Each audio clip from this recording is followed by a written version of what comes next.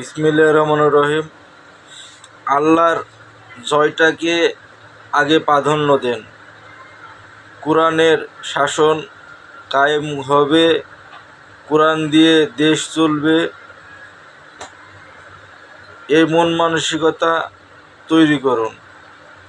আল্লাহর নবী যে পথে চলিছে, মানুষকে চলার আহ্বান করিছে, বাংলাদেশের বর্তমান এখন আলেম সমাজ এই লাইনেই সবাকে আহ্বান করছে। আমিও যাব, আপনারাও আসুন, একসাথে ইসলাম রাষ্ট্র কায়েমের জন্য আমরা কাঁধে কাঁধ মিলি, হাতে হাত রেখে কাজ করি।